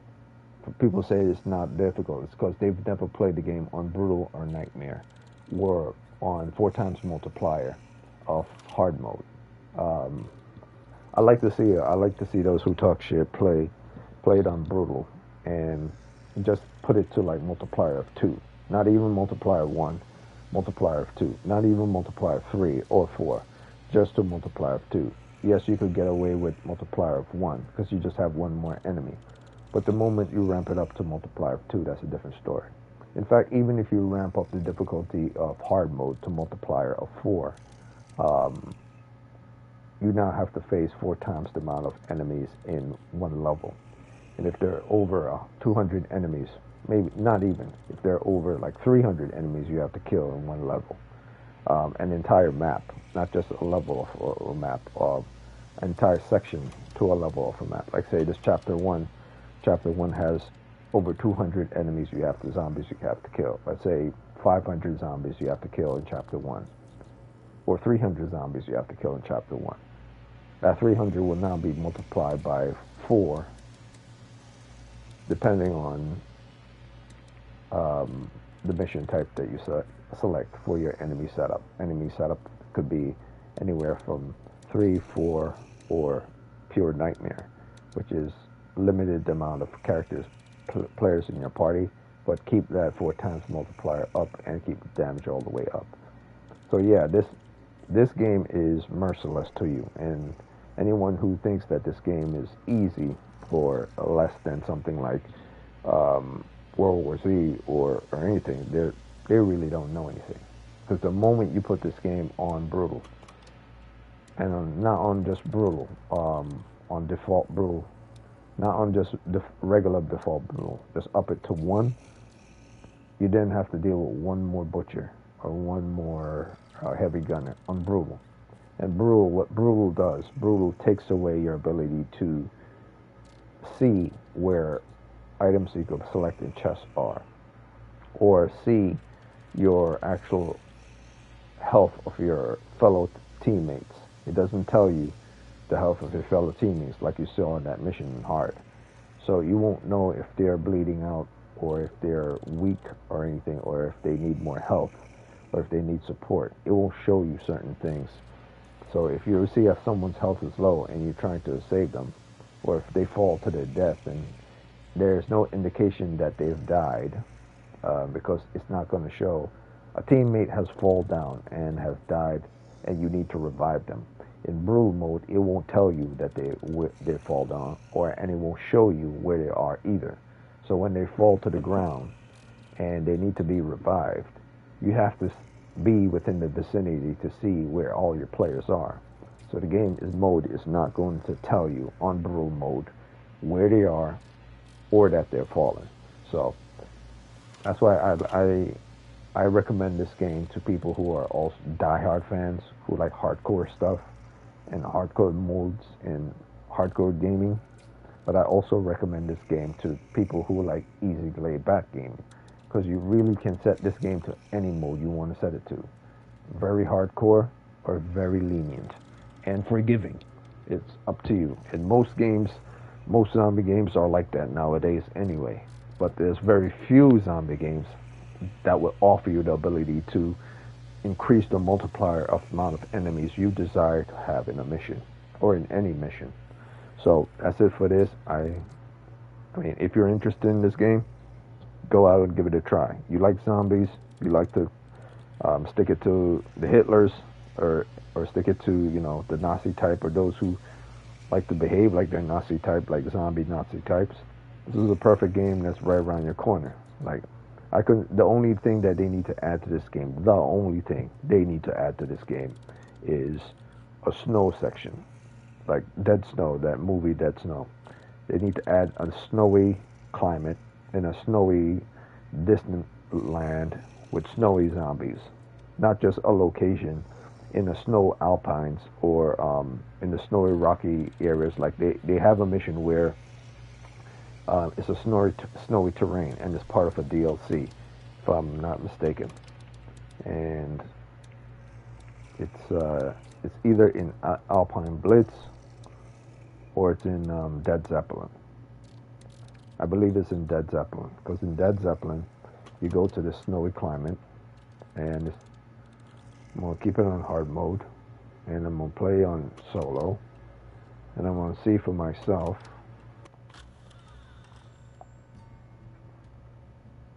because what I'm saying is they need to add locations where there's frigid, freezing cold climate, where the weather affects not just your character, but your equipment as well.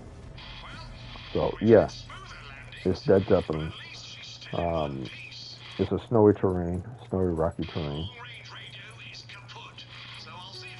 and it's a mountain pass, snowy terrain, and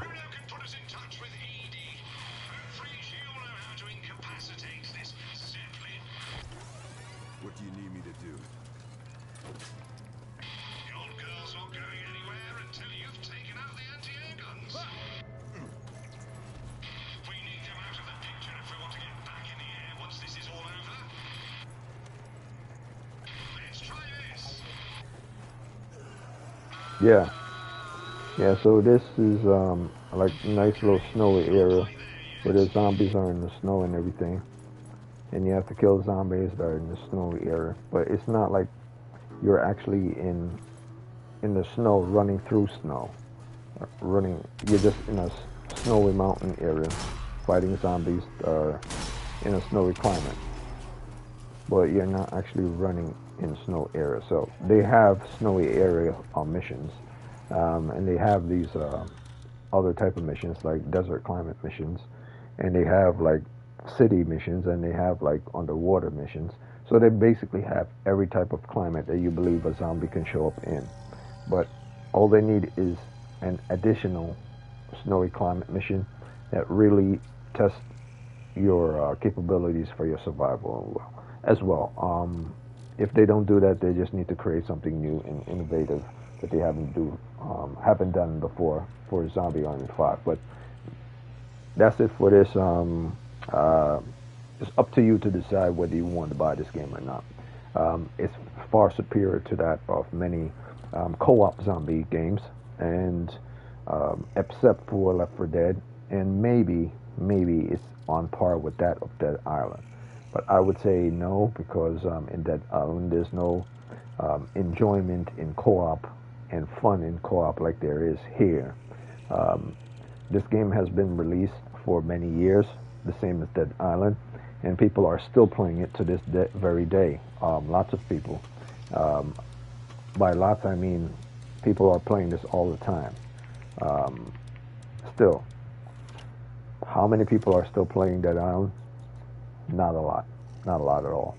So yeah, I guess when Dead Island 3 comes out, that's going to change everything up. So the games that are good, that are zombie games, are Plants vs. Zombies, Resident Evil, if you want a solo, co-op, Left 4 Dead, State of Decay, and then this will be my fifth when it comes to co-op zombie games, in exclusion to Resident Evil. So if you don't, when it comes to zombie monster co-op zombie killing games, it's always going to be Left 4 Dead, State of Decay, Plants vs. Zombies, and maybe, I would say maybe, just maybe,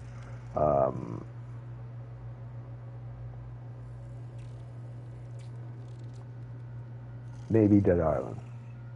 And then after Dead Island, maybe, but not even. This will be my fourth. And then Dead Island. Because I'm thinking about it, House of the Dead, and Killing Floor 2, and things like Hunt Showdown, and it doesn't have that appeal and staying power like this. This has been out for years upon years, and people are still playing it, just like they're still playing Left 4 Dead, just like they're still playing State of Decay, like they're still playing Plants vs. Zombies. But the games that people are playing after many years pass, it says that it's good, and it says there's still value there. And Rebellion has been known for making great games. There's Sniper Elite 5, people are still playing Sniper Elite 4, even though Sniper Elite 5 is out. So that goes to show you that these games are still things that people are enjoying just to kill time, as well as to enjoy how they communicate with others, and for a fun factor. If they want easy days, if they want hard days, I just want to kill zombies, what's the perfect game for killing zombies? You will just go for Resident Evil, or you will just go for a State of Decay or Left 4 Dead.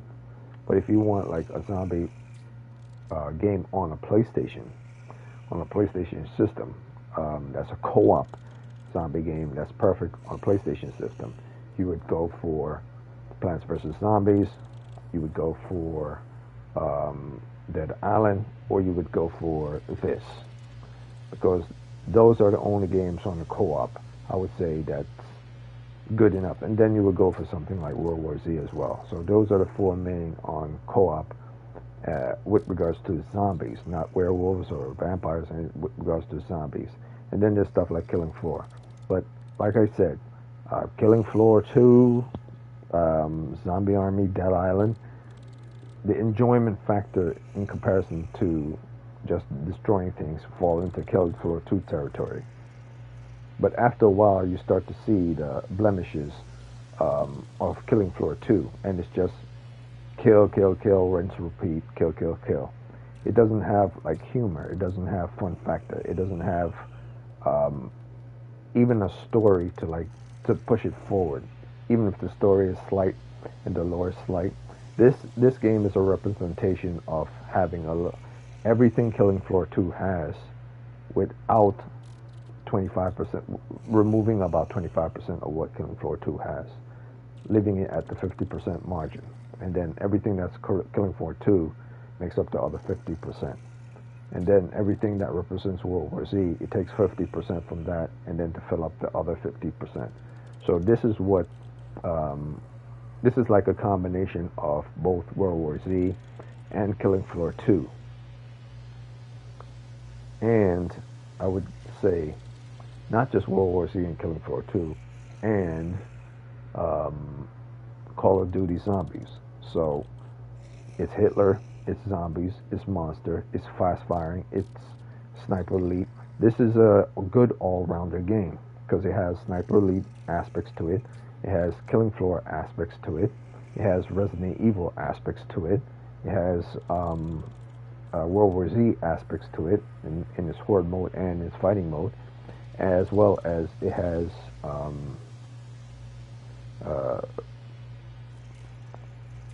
I guess if I don't know anything else.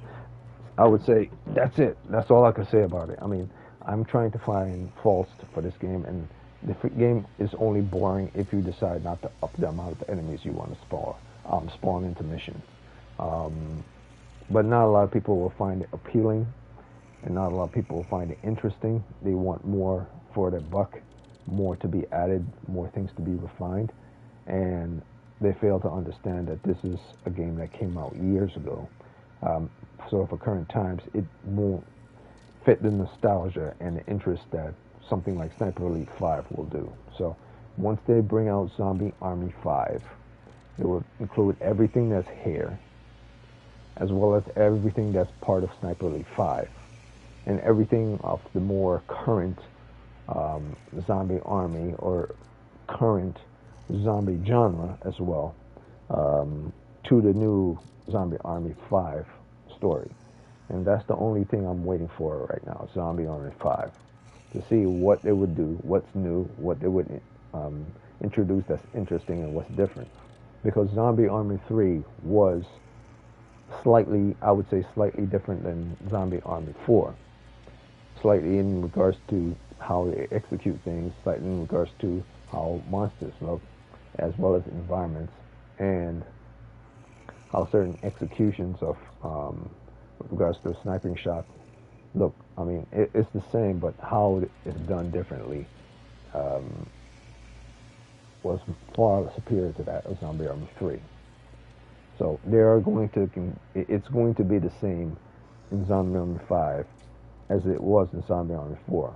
But how the menu system and how the story plays out, and how you use consumables, and how weapons are set up, and how perks are built, and how you move in mission, because you move kind of the same in Zombie Army 3, but you also move differently. You also have different ways of doing certain things. So there's going to be a lot of samey things, but there are also going to be a lot of different things. So half. I would say half of everything is going to be the same in Zombie Army 5, and the other half is going to be completely different. That's what, and if that's the case, it'll be another win. So purchase this game if you're interested. I'm very interested. The DLCs are very fun. The standard game is half-half. It's up to you whether you want to buy it or not, but I would recommend it simply for kicking back, killing time, and having fun. I mean, even though World War Z has aggression and seriousness, you have to know how to cooperate with each other to survive. It doesn't have that panache to it. It doesn't have that savoir-faire to it. It doesn't have that zeal, or it doesn't tickle your fancy the way you want it to. It doesn't have that little extra, spice or that extra salt added to something that's very sweet to dumb it down a little. This is the type of game that adds that type of humor to its dark tones to make it light. I mean, because it's Hitler zombies. So obviously the moment you see Hitler zombies, comedy is going to be implemented in there. So that's it for this. And I'll be back on Warframe tomorrow. And I'll probably finish up Bloodborne tomorrow as well. So all I have to do is fight Orphan of Kaz in Lawrence tomorrow. So that game should be fully finished tomorrow. If I could beat Orphan of Kaz and Lawrence tomorrow. If I can't beat Orphan of Kaz tomorrow, then I'll have to beat Orphan of Kaz on Friday or on Saturday. But yeah, Bloodborne will be finished first week of March. I want it to be the last week of February, but it would have to be the last week of March the first week of March for it to be fully finished. So once Bloodborne is finished this week, I could finally get into Star Wars Jedi Fallen Order, and of course Doom 2016, which I was planning on doing since January, but I had to push it back to March because Bloodborne was taking longer than I expected.